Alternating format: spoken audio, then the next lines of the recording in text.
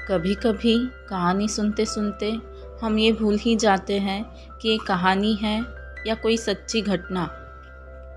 उस कहानी में हम लगभग खो से जाते हैं। ऐसा लगता है जैसे हम उस कहानी के किरदार जी रहे हैं। लेखक ने सही ही लिखा है कि यह कहानी हमारी उस दूसरी ज़िंदगी के नाम है जो हम हर रोज़ जीना चाहते हैं। नमस्कार दोस्तों, स्वागत है आपका हमारे YouTube चैनल अनकही सी बातें पर। मैं आपको सुना रही हूँ दिव्य प्रकाश दुबे जी द्वारा लिखी कहानी अक्टूबर जंक्शन। 10 अक्टूबर 2018। चित्रा। यह वो साल था जिसका इंतज़ार आज तक चित्रा ने किया था। उसकी किताब मार्च में आई और किताब के आने के साथ ही किताब किसी जादू की तरह बिकना शुरू हो गई थी। किताब आने के 1 महीने के भीतर ही उसको दुनिया भर से बुलावे आने लगे। चित्रा की किताब खास करके 15 से 25 साल वाले लड़के लड़कियों को बहुत पसंद आ रही थी। उसकी किताब के फिल्म राइटर्स के लिए मुंबई के बड़े से बड़े प्रोड्यूसर मीटिंग कर चुके थे। उसकी किताब में ऐसा कुछ क्लासिक जैसा नहीं था। वो 15 से 25 साल के पाठक वर्ग को टारगेट करके लिखी गई थी। पूरी दुनिया इस जुगाड़ में था कि कैसे यूथ का अटेंशन कैप्चर किया जाए। चित्रा की ऑनलाइन फॉलोइंग भी बहुत बढ़ गई थी। उसे अखबार से वीकली कॉलम लिखने के ऑफर आने लगे थे। 10 अक्टूबर 2018। सुदीप। 10 सितंबर को चीनी कंपनी अलीबाबा के एमडी जैक मा ने अपना रिटायरमेंट अनाउंस किया, जिसकी हेडलाइन थी Jack Ma prefers to die on the beach than at a work table in Alibaba. उधर सुदीप के अलावा किसी को नहीं पता था कि आखिर वह कर क्या रहा था। वह कुछ दिन लखनऊ में रहता तो बाकी दिन अपनी कार लेकर रोड पर ही रहता था। उसने अपने कार के पीछे साइकिल बांध रखी थी। उसकी कार में कई दिन के खाने पीने के इंतज़ाम से लेकर tent, battery, coffee maker, camera सब कुछ था। उसकी चलती फिरती कार एक छोटा मोटा चलता फिरता घर थी। जिस भी शहर में वह जाकर रुकता, वहाँ शाम को घूमने के लिए साइकिल का इस्तेमाल करता। वह 1 साल में करीब 22,000 किलोमीटर कार चला चुका था।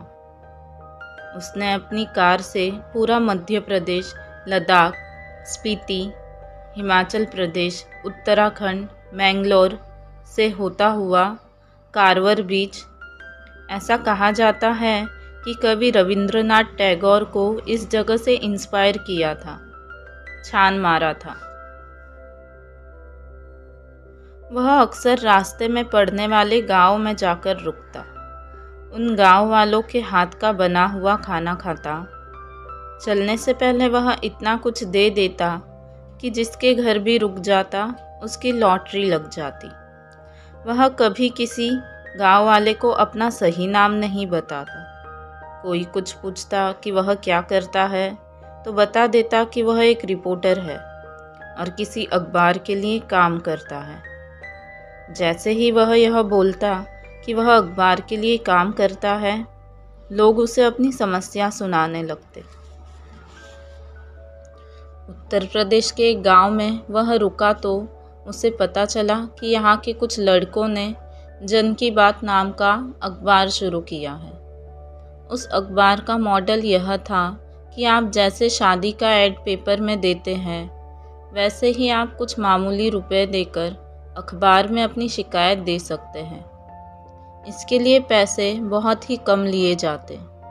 लोग इस अखबार में बहुत छोटी छोटी समस्याएं लेकर आते, जैसे कि किसी गांव में मास्टर साहब बच्चों को पढ़ाने नहीं आए, किसी ब्लॉक में पानी नहीं आ रहा, कहीं पर सड़क टूट गई।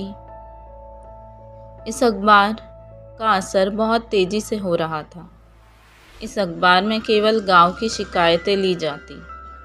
यह अखबार हर जिले के सारे अधिकारियों तक जाता। इस अखबार की वजह से बहुत से परिवर्तन आ रहे थे। उसने बिना अपनी पहचान बताए इस अखबार को 50 लाख रुपए दे दिए। सुदीप पहली बार इंडिया से निकलकर भारत को समझ रहा था। रास्ते में न जाने कितने लोगों को उसने लिफ्ट दी थी, न जाने कितने ट्रैक वाले उसके दोस्त हो गए थे। यह जिंदगी जो वह जी रहा था वो एक सपना जैसे थी। वह अपने साथ एक डायरी हमेशा रखता था, जिसमें दिन भर में कोई एक नई चीज़ जो उसके साथ हुई होती वह उसके बारे में लिखता। जितनी देर वह रोड पर होता उतनी देर दुनिया का कोई पास्ट कोई फ्यूचर नहीं होता। वह बस वही होता रोड पर। उसको अपने फ्यूचर की कोई चिंता थी नहीं और अपने पास्ट को तो वह बहुत पीछे छोड़ आया था। सुदीप 10 अक्टूबर को दिल्ली पहुंच रहा था। 10 अक्टूबर 2018 दिल्ली। 10 अक्टूबर को चित्रा की नई किताब का cover launch Oxford book store Delhi में था। चित्रा ने सुदीप को वही बुला लिया था, लेकिन सुदीप एक शर्त पर आया कि वह किसी को नहीं बताएगी। सुदीप की दाढ़ी बहुत बड़ी हुई थी, जीन्स बिल्कुल घिस चुकी थी। चित्रा को एक बड़े पब्लिशर ने 2 करोड़ की एडवांस रॉयल्टी पर छापने की घोषणा की थी। चित्रा को फाइनली वो सब कुछ मिल रहा था जो उसने चाहा था। कवर के लॉन्च के दिन चित्रा का पति भी आया हुआ था। सुदीप सबसे पीछे बैठकर सब कुछ देख रहा था। बुक स्टोर में 2 ही किताबें बिक रही थी, एक तो चित्रा की और दूसरी सुरभि पराशर नाम की एक लेखिका की। ऑक्सफोर्ड के मैनेजर ने बताया भी कि मैम, आपकी किताब का रिकॉर्ड यह बुक तोड़ सकती है। सबसे बड़ी बात है कि इस किताब को बच्चे बहुत लेकर जा रहे हैं। बिल्कुल इंडिया का अपना हैरी पॉटर जैसा कुछ लिखा है। चित्रा ने पूछा भी कि कौन है, यह क्या करती है। चित्रा ने एक किताब वहाँ स्टोर से उठा भी ली। सुदीप दूर से ही किताब को देख रहा था। किताब के कवर पर सुरभि पराशर के बारे में कोई भी जानकारी नहीं था, नहीं ईमेल एड्रेस या वेबसाइट, कुछ भी नहीं। प्रोग्राम के बाद किताब पर ऑटोग्राफ करते करते चित्रा को काफ़ी देर हो गई। सुरभि पराशर की किताब शेल्फ से कम होते जाती देख चित्रा को थोड़ी उलझन भी हो रही थी।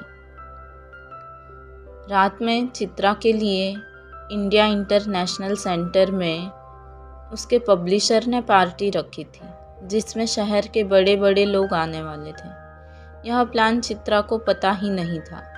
सुदीप का IIC जाने का बिल्कुल भी मन नहीं था। चित्रा ने थोड़ा इंसिस्ट किया, लेकिन जब देखा कि सुदीप का बिल्कुल भी मन नहीं है तो उसने ज़्यादा ज़बरदस्ती नहीं की। चित्रा ने सुदीप को अपने घर पर रुकने के लिए कहा और घर की चाबी भी दे दी। चित्रा किसी तरह से पार्टी से जल्द फ्री होकर 11:30 अपने घर पहुंची। सुदीप चित्रा की टेबल पर बैठा अकेले पी रहा था। उसने टेबल पर पड़ी हुई चित्रा की अगली किताब के मैन्युस्क्रिप्ट पर लाल पेन से 10 जगह निशान लगा दिए थे। कमरे में घुसते ही चित्रा ने सुदीप को जोर से गले लगा लिया और 10 बार सॉरी बोला। सुदीप ने भी उतनी ही जोर से चित्रा को गले लगाया और पूछा, अब खुश हो अपनी ज़िंदगी से? नाम वाम पेज 3 हो गई हो?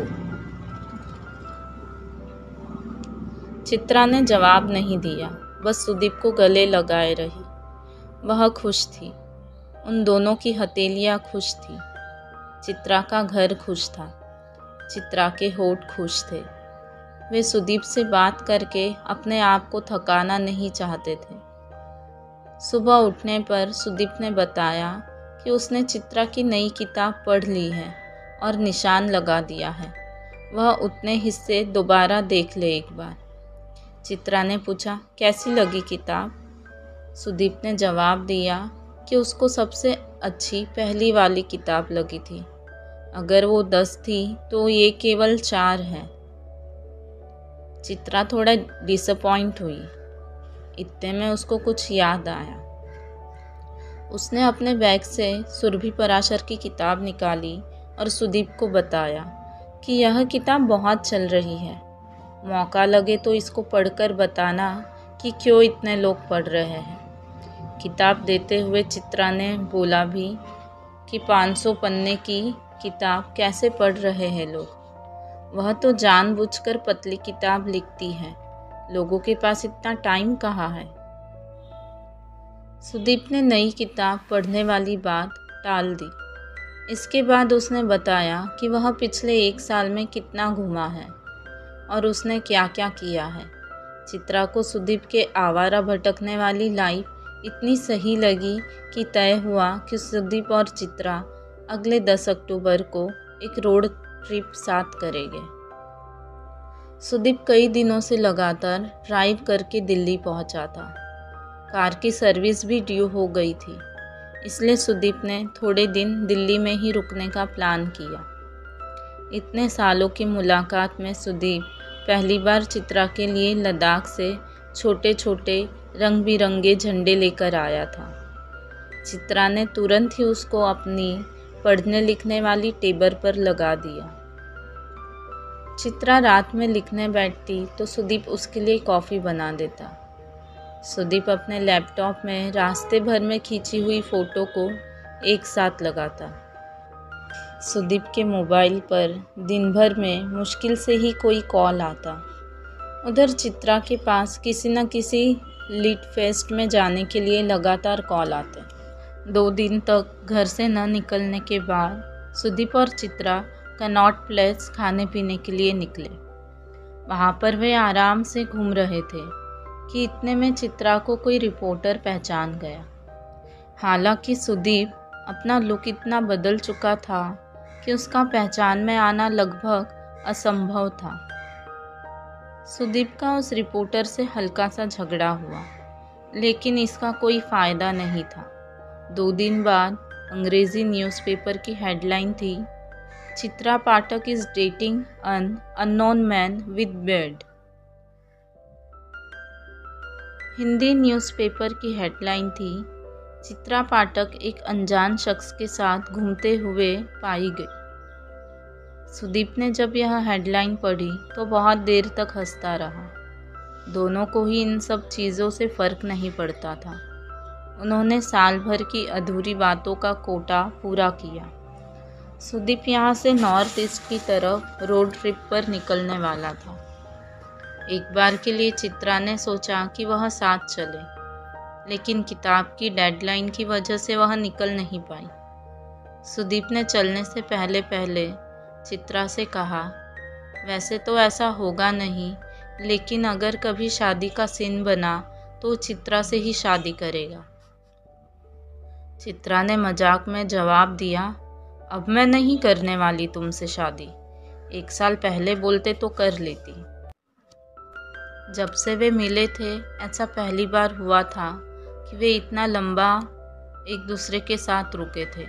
लेकिन इतना लंबा रुकने के बाद भी सुदीप को दिल्ली से जाते हुए यही लग रहा था कि वह एक ही दिन रुका। चित्रा चाहती तो बहुत थी कि सुदीप को कुछ दिन रोक ले। सुदीप भी कुछ दिन रुकना चाहता था। चित्रा ने कभी पूछा ही नहीं, सुदीप ने कभी सोचा ही नहीं कि चित्रा के साथ ज़्यादा दिन भी गुजारे जा सकते हैं। चित्रा कहीं ना कहीं सुदीप पर आकर ठहर गई थी। चित्रा कहीं ना कहीं सुदीप पर आकर ठहर गई थी। कुछ अच्छा बोलो, यह चित्रा ने सुबह कॉफ़ी पीते हुए तब कहा था जब सुदीप बहुत देर तक बिना कुछ बोले अखबार में मुंह गड़ाए हुआ था। सुदीप पर इस बात का कोई असर नहीं हुआ था। चित्रा ने पेपर खींच लिया और बोली, कुछ अच्छा बोलोगे या बस बोर करते रहोगे? मैं तुम्हारी नॉवेल का किरदार थोड़े हूँ यार कि हमेशा कुछ ना कुछ बोलते ही रहूँगा, सुदीप ने अखबार वापस खींचते हुए कहा। कुछ तो बोलो यार प्लीज़। तो सुनो, कुछ रोमांटिक ट्राई करता हूँ। करो। तुम्हारे साथ दिल्ली खूबसूरत लगती है। दिल्ली ऐसे लगती है जैसे रात में फ़्लाइट लेते हुए टिमटिमाता हुआ एक छोटा आसमान नीचे दिखता है। आसमान हमें उन सारी ख्वाहिशों को देखने की आंखें देता है जो ज़मीन पर बेकाम की बातों में उलझी रहती है। बस अब आगे कुछ मत बोलना। चित्रा सुदीप की ओर देखने लगी। वह इस मोमेंट को फ्रीज करने की नाकाम कोशिश कर रही थी। उस वक्त दोनों चुप थे, लेकिन दिल्ली शहर, सुदीप का हाथ, चित्रा की उंगलियां, सब कुछ शोर कर रहे थे। यह खुशी और उदासी के बीच में एक बहुत छोटी सी खाली जगह थी। चित्रा सोशल मीडिया की अपनी हर तस्वीर में जितनी खुश दिखती थी, अगर उसका 5% भी सही में खुश होती तो सुदीप कभी उसकी ज़िंदगी में इतना लंबा टीका ही नहीं होता। इसके बाद सुदीप ने चित्रा से कुछ नहीं बोला, लेकिन चित्रा के जाने के बाद अपनी डायरी में नोट कर लिया कि अगले साल वह चित्रा को लिखकर सरप्राइज देगा। उसने डायरी में लिखा, हमें हमेशा आसमान होने का सोचना चाहिए। आसमान के उस तरफ इसलिए कभी नहीं दिखता क्योंकि कोई यह चाहता ही नहीं कि हम अपना आसमान खोज पाए। मैं तुमसे सब बोल देता हूँ, तुम मुझसे सब बता देती हो। यह बात मुझे कुछ खास नहीं लगती। हम सब अपनी ज़िंदगी में ऐसे 2-4 लोगों से टकराते ही हैं। इतनी बातें तुम्हें बोलने का मन नहीं करता। तुम्हें पता ही है, कहीं किसी पहाड़ पर किसी कमरे की खिड़की के पास वाली छोटी सी टेबल हमारे पैर पर पैर रखकर जी भर सुस्ताने का इंतज़ार कर रही है। आखिरी बात, प्यार तुम्हें होगा नहीं क्योंकि तुम मेरे जैसी हो और यही मेरा डर है। कुछ साल कभी कभी 1 मिनट के जैसे तेज़ी से फिसलते जाते हैं। यह वही साल था। दोस्तों, आज की कहानी हम यही ख़त्म करते हैं। आपको ये कहानी कैसी लग रही है हमें लाइक और कमेंट करके ज़रूर बताएं। कहानी का अगला हिस्सा आपको आसानी से मिल सके इसलिए हमारे चैनल को सब्सक्राइब करें और बेल आइकन को दबाना ना भूलें। मिलते हैं कहानी के अगले हिस्से में। तब तक के लिए अपना और अपने अपनों का ख्याल रखें।